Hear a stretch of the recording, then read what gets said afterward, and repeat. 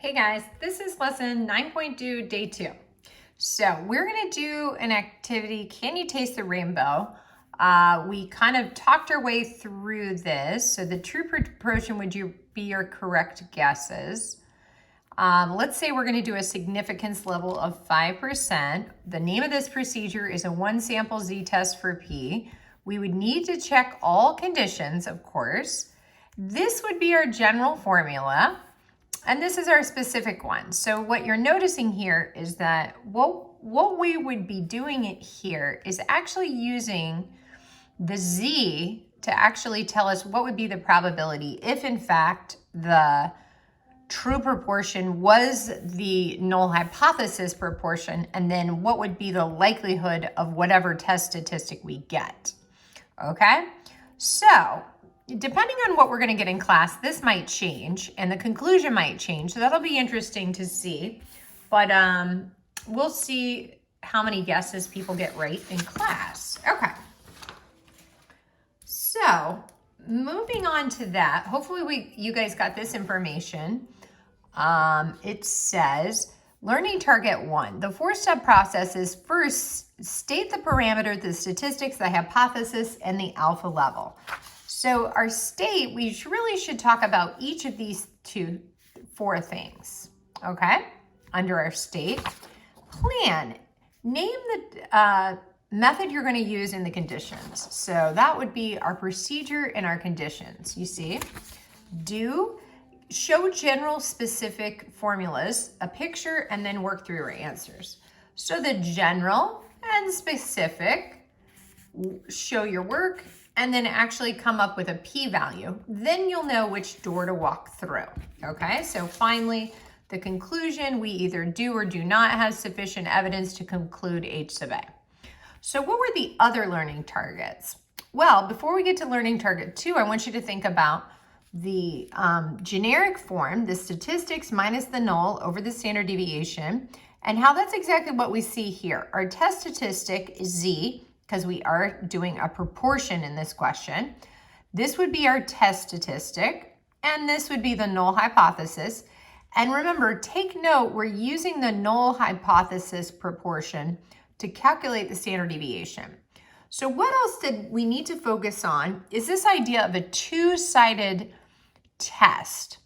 So you probably were wondering this, when would I want to do a two-sided test? Well, that would mean if I'm just saying, you know what, I don't know if it's greater than or more than 20% of people that can taste the rainbow. I just think it's something different than that. So remember on our calculators, we could choose our alternate hypothesis. And we could either say we believe that our sample proportion is greater than this, our sample is less than this, or our sample is just plain old, not equal to that. Well, that would mean you think something else is at least as extreme. You think that it's something other than that. And so if you got something really far away to the low end or really far away to the high end, that would be evidence on either side that it is not 0.20. So this is if you believe it's something other than that, but you don't really know one way or another if it's much greater or much less than that. You just believe that that's not the accepted truth. That's not what it should be. Okay, so that should make sense that we've been calculating the area under the curve to the left, or if we thought P should be great, right? The area under the curve here. And so if you're doing a two-sided test, notice it makes sense you're just doubling that area. So a two-sided, you would multiply the p-value by 2. Now, if we push this button in our calculator, it is going to do it for us. This is just to calculate by hand.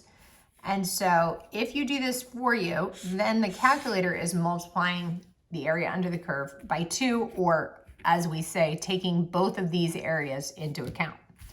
Now, we know it's symmetrical, so we know that that area would then also be equal to that area. So let's take a look and see what it might look like in a question.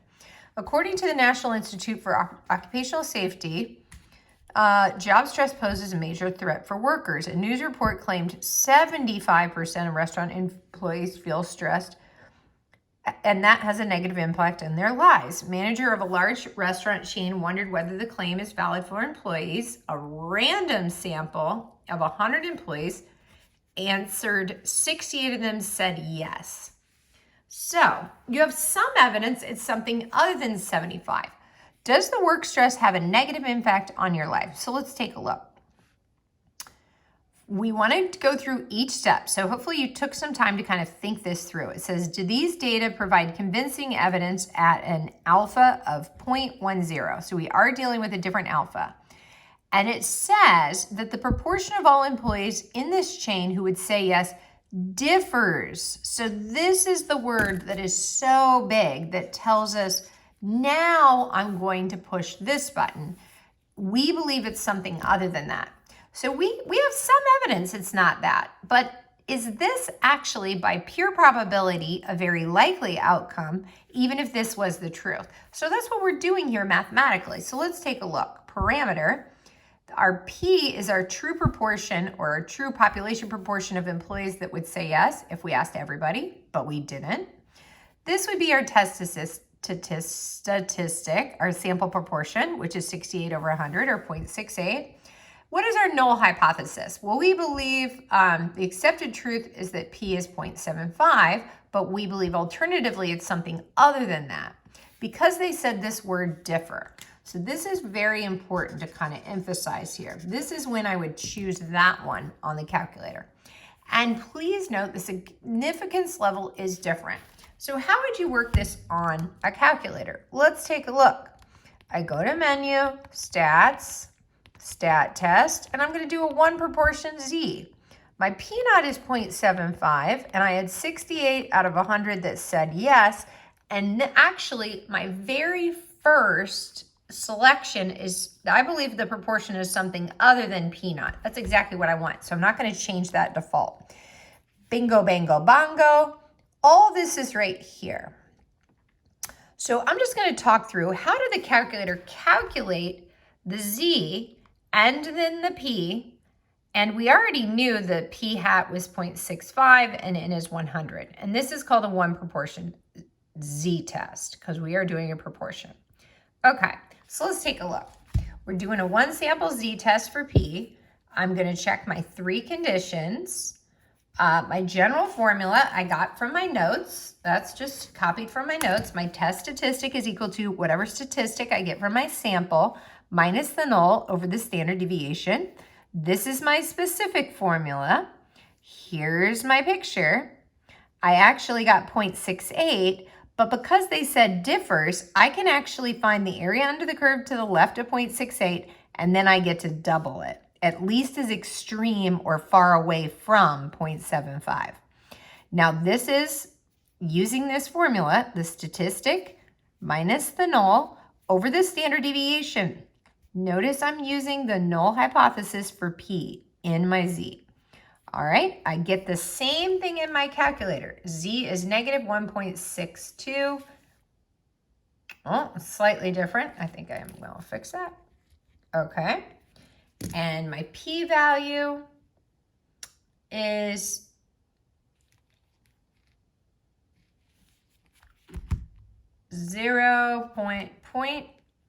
if you see the calculator, because I rounded here because I did this by hand, I got 0.106. 0.106 instead of 0.103, but either would be counted right. But notice, if you do it by hand, you got to double it. If you do it on the calculator, you would just write down 0.11. Okay, so it didn't work. I'm going through door number 2, right? Because my significance, that's greater than 0.05, but we actually raised the significance level, but it's still too high. This number is bigger than that number. So let's think about our conclusion. Assuming the proportion of employees who answered yes is 0.75, there is a 0.1032 probability of getting a sample proportion as far as 0.68 or further purely by chance. Therefore, we failed to reject the null hypothesis. Ouch. We got close though, didn't we? This number is very close to that number. Now, This next question says, a 90% confidence interval for the restaurant worker was also created and found to be this to this.